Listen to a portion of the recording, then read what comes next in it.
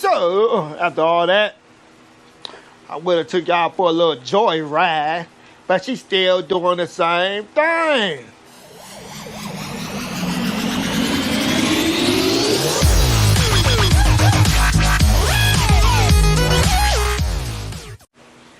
What's up, everyone? Welcome back to Easy's Rebuilds. I'm your guy, Easy E. And let's just jump on into this. I'm back from vacation. Got a lot of stuff done that I need to get done when I came back. Got some stuff done before I left. Didn't make no videos while I was gone because there wasn't much to video down in Lebanon, Missouri. Really small little town. Really nothing to do. So you gotta drive an hour or two away from Lebanon. It's like Springfield or Bronson, Missouri. Didn't even do anything. But I did take my GoPro. But, was nothing really record. We was bouncing here, bouncing there, bouncing everywhere because I was down there with my wife's side of the family. With my stepdaughter and her kids and her husband. And they like to take us around, so we had all that money in our pockets. And we couldn't spend nothing because my son-in-law wanted to treat everybody all the time. But let's go take a look around what I got done around this freaking house to make my life a little bit easier. But first, here's the Monte Carlo from the previous videos and all those videos and blase, spleeze. I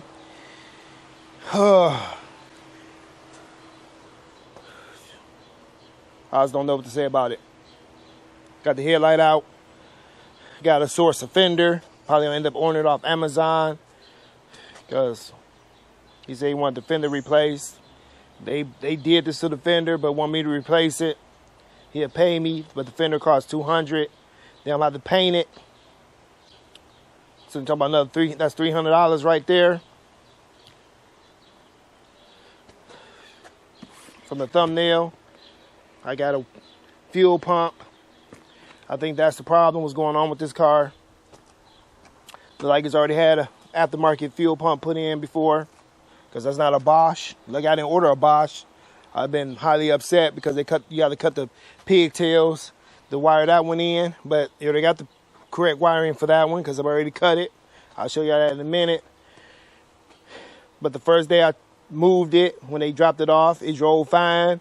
Then when I went before vacation, I tried to drive it, and you give it the beans, give it that gas, and the car didn't want to go nowhere. It was like I was thinking the cat was clogged. It wasn't showing me no signs that it was a bad fuel pump. It started up, it run, you rev the engine up. But when you put it in drive and hit the gas, it's like it's want to cut off. Until I got in it the other day, and the gas needle was bouncing around. Because when I told him when he brung it to me, it was on E. He said, no, it wasn't. It had a full tank of gas. And I put gas in it. It took it up 3/4. When I jumped in it the other day, it said it was at full. Then it went down to 3/4. Then it went to half. Then it went back up again. It kept bouncing all over the place. And it was still driving the same. So hopefully that solves the issue with this Monte Carlo SS that I sold a while ago. That's why I like selling to co-workers or people that know me, because then, I end up having to work on the cars all the time. Like I said, they got up under here and was doing all other kind of stuff. It looks to me, it's the fuel pump. Like I said, it's an aftermarket one, because that's not the correct pigtail. It's been rewired. So that makes my job easier, because that's an aftermarket one over there. And it's easy to get to. I just go through the back seat and get on up in there. Get it all unplugged, get it all taken out, pull it out. It shouldn't even take me that long. I did these before, real easy. I like it when you can go through the back of the car without having to drop the gas tank. But I done dropped gas tanks before too, so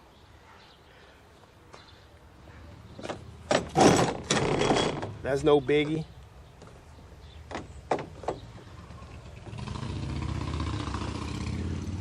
But on to the next one. So I've been working, cleaning, and got the old shed from back here because that's a lot of junk.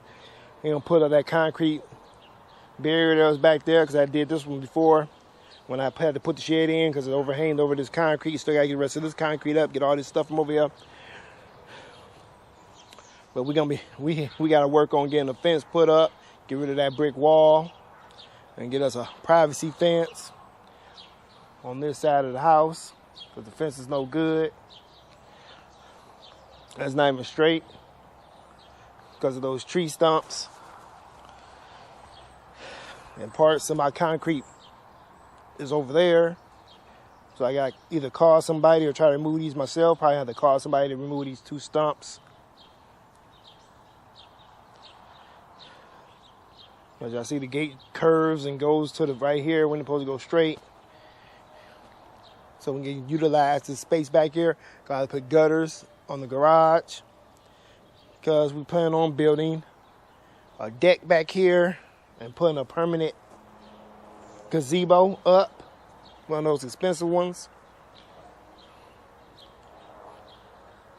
So this whole area back here, once it got a privacy fence, probably gonna be, I have to measure it out. Probably got to do a 14 by 14 or however long this is, all the way up to the garage. See what's up under that brick. It's all messed up too. And go from there. This is what I've been working on when I got back from vacation. Got shit everywhere. That door just closed. Here's my new shed that my stepson helped me do the foundation for. We did that dry pour foundation where you put all the bags in there. And you level everything out. Use a little roller. And you roll it. And I got some grass seed. Gotta get some more grass seed. I think the bird's been eating my grass seed. And here it is. I have a lot more space in this one, especially when it's 8 feet tall. And I can buy attachments to go on the walls for more shelving. But I got my generator in here, both my lawnmowers, power washer, torpedo heater, oil pans, bunch of glass, the different cars, the canopies, my wife's hammock chair, all those catalytic converters off of cars that I done scrapped and replaced the cats on. Some fenders, Monte Carlo fender, Pontiac Torrent fender, and there's lots of CV axles, savvy mirrors, starters, alternators, switches, hinges, hubs, body control modules, engine control modules, radio amplifiers, ABS pumps, steering column, a wing off of Monte Carlo, some more little plastics. But I can do more. I can get an overhang, like radiators, fans for Equinox, Pontiac Torrent, and the Burn Traverse fan that we're probably gonna be reusing. Radiator and fan. Well, probably radiator, but not the fans. With the AC condenser. Should still be on there. But that's what we've been working on. Finally got a bigger gazebo. A bigger shed.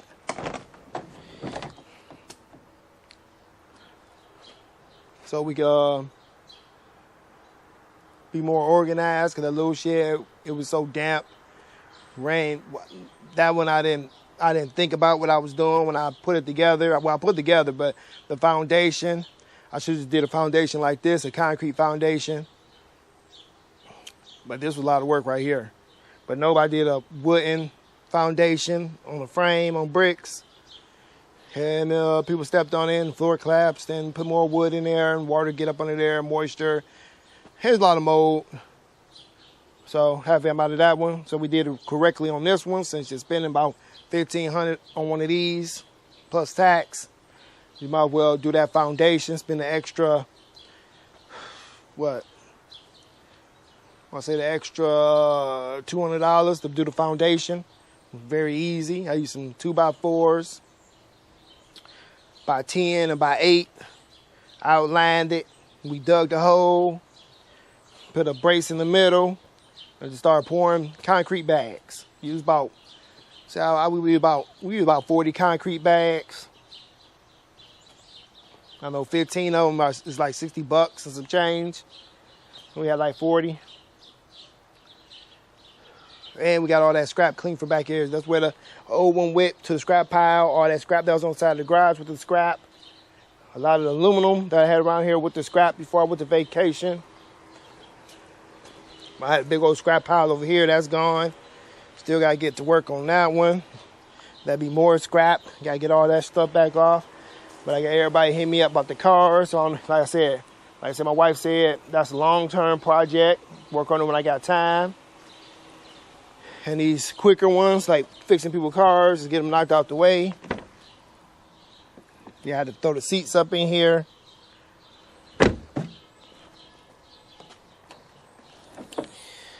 And throw the dash in here. And there go my roller I was using. So I throw all that stuff up in there. And the garage is a little bit cleaner now. They ain't got that rear bumper on there. I don't know if I said that in the last video on the taillights. But the garage is a little bit cleaner now that we've been. Got airbags. Said he taking apart motors. Still got to keep that one. I think I'm going to end up scrapping that one. Taking up too much space. But we about to jump into this because I have a doctor's appointment I need to go to.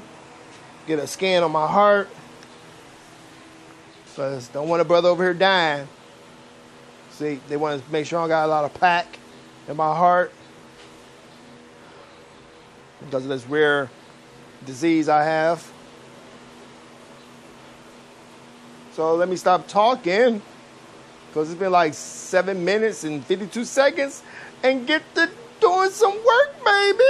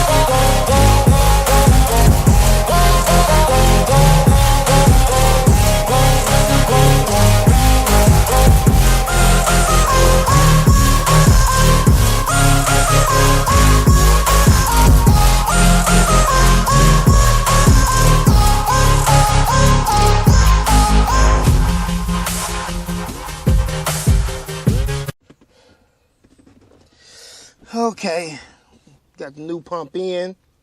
All these mouse droppings everywhere. It was a pain because the locking collar don't fit through this hole. So you gotta try to get the locking collar off the pump while it's still down in there. Which you gotta bring it over, and it's just a pain. I guess I'm just getting too old. Make sure Get your little clips off the old pump. Attach them to the new pump. Lock them in place.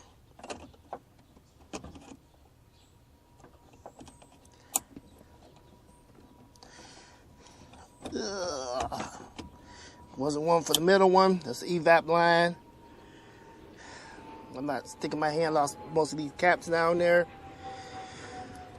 Plug in your pressure sensor. I'm gonna plug back in the fuel pump. Like I said, there's already aftermarket wiring on here. That's what I was talking about.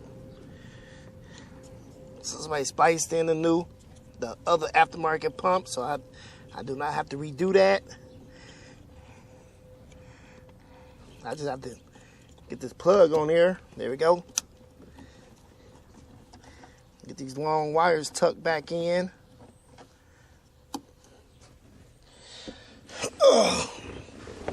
Before I put the cover back on there,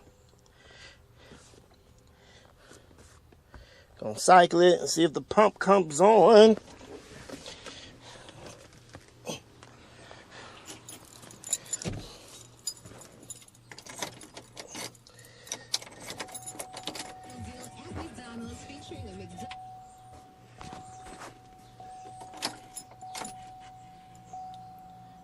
I hear the pump. We're gonna do this a couple of times. Let it prime itself.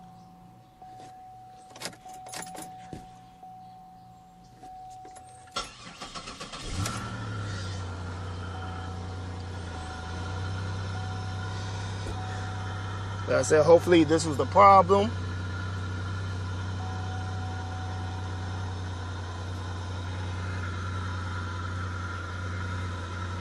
But the only way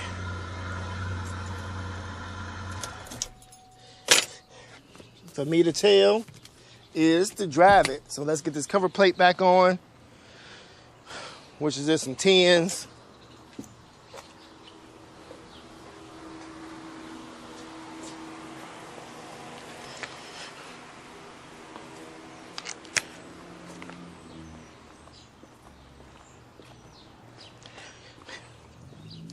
And make it do what it do.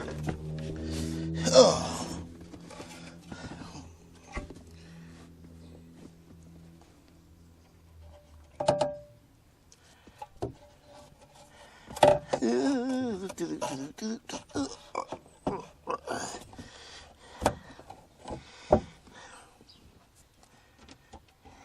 Like I said, hopefully this was the problem. Fuel pump was going out. That's why when you hit the gas, the car didn't want to do nothing. Even after they changed the EGR valve.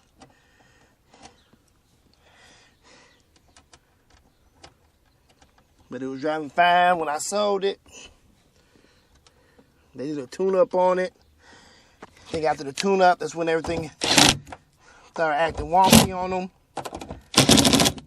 He said he put the old spark plugs back in and still was doing the same thing. Like I said, I just noticed, because I was going to change the spark plugs too.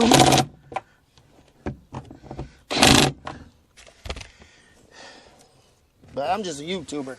I just rebuild cars. I don't try to get into all this diagnostic stuff.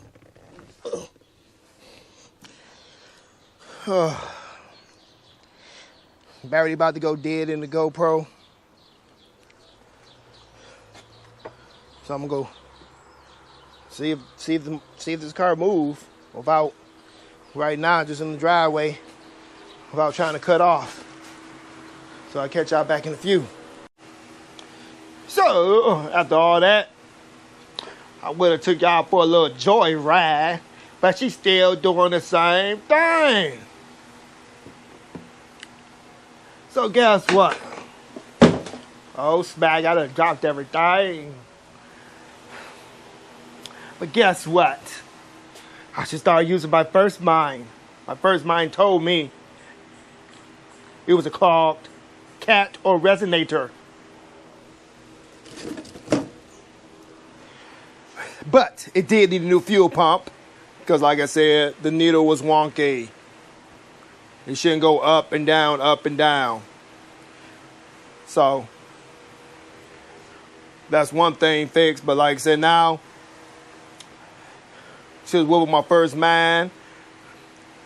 So I was, I'm going through the things in my head and doing it to the car off camera because the battery was dead. So I need to get that DJI action cam. That's $400. Battery lasts longer. Don't overheat. Just like all the auction rebuilds said. Maybe eventually I'll transfer over to that camera. But like I said, she was my first mine. So because they worked on it, so I'm just going back through. If this last thing didn't work, I was gonna put another engine in it and trans. My parts, Monte Carlo. But you know me, I don't want to dive deep into doing all that work. On here, that's like pulling this engine trans out this car, pulling the engine trans out the parts car, cutting the parts car up to get it out of my way, because I don't got nowhere to put one of these cars after I pull the motor out. So the car be stuck right there with the motor pulled out, can bag it back, but still be in the way. Try to move it over some. I don't know. Just to get the other cars can pull that motor, then the other car be stuck because it has no motor in it. But like I was saying, the transmission was overfilled. I drained it, put the right amount of transmission fluid in there, up to the line, because it's way past the line, the max operating line, y'all know. So I got that back right. Car still did the same thing. So guess what? I climbed back up under it and I disconnected the cat from the exhaust, from the manifold, and the car ain't doing it no more. It's loud as heck, but now I can go 100 miles an hour without the car stuttering. But before I couldn't even get down the street. As soon as I pull out the driveway and hit the gas, the car would start stuttering. Figure it couldn't breathe. Should just with that, should just got up under there and pull the cat off. So now I'm gonna order a cat and a resonator. Hopefully they don't need no mufflers, because I don't know if I'm gonna get some mufflers from. But something in the exhaust system is clogged. It's not throwing no engine light. And I still gotta get that fender. But one thing at a time with this car. So I guess that's gonna be a wrap for this one, because now I still need a fender, need paint, and need a catalytic converter, a downstream O2 sensor to go with that catalytic converter,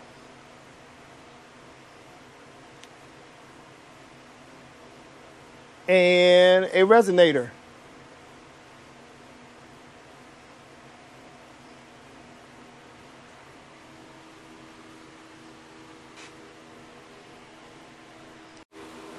So if you enjoyed this video, give us a thumbs up.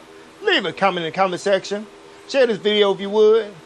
Please consider subscribing to Easy's Rebuilds. And don't forget to hit that notification bell so you can be notified whenever we release a new video. We have merch not like this at teespring.com. We take Cash App donations. We take donations of cars locally. Go follow us on Instagram, TikTok, and X. And with all that, people, stay tuned and stay blessed. Deuces!